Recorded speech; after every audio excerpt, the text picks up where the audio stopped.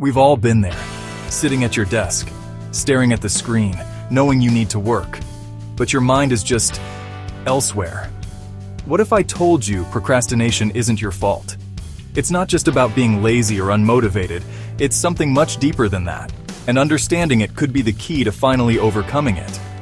Procrastination isn't just a simple delay of tasks, it's a psychological behavior deeply rooted in our emotions. It's easy to label it as laziness, but studies show procrastination is often a result of avoiding discomfort, fear of failure, or a crippling need for perfection. And for most of us, it's something that just keeps cropping up. But why? The truth is, procrastination has little to do with your ability to do the work. Instead, it has everything to do with your emotional state. When we procrastinate, we're essentially trying to avoid negative feelings like anxiety, fear of judgment, or even boredom. It's not about not having time, it's about not wanting to deal with the emotions that arise when we think about the task. Here's where it gets interesting. Ever heard of productive procrastination?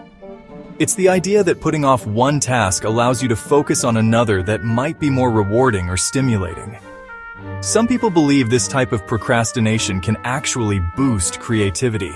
They argue that the pressure of last-minute work forces you to think more clearly, or that time away from a problem gives your brain a chance to come up with new ideas. But is it really productive, or are we just fooling ourselves?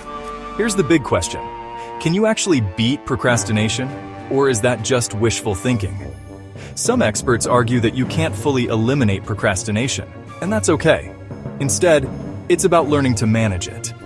Embracing the idea that procrastination is just a part of life means you can start to accept it, which ironically might be the first step toward overcoming it. While you might not be able to eliminate procrastination completely, you can definitely manage it. There are tons of techniques to help, like the Pomodoro technique, which helps you focus by breaking tasks into short intervals. Time blocking is another great method, giving each task its own dedicated time. And for those who struggle with the emotional side of procrastination, cognitive behavioral therapy, CBT, can help you understand the deeper reasons behind your delays and retrain your responses. The way you think about procrastination plays a huge role in whether you can overcome it.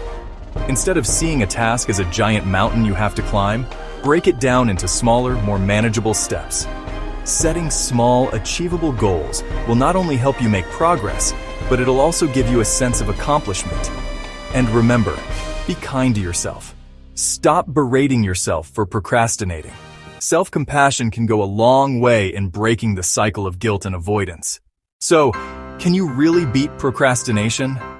The answer might surprise you. It's not about getting rid of it completely.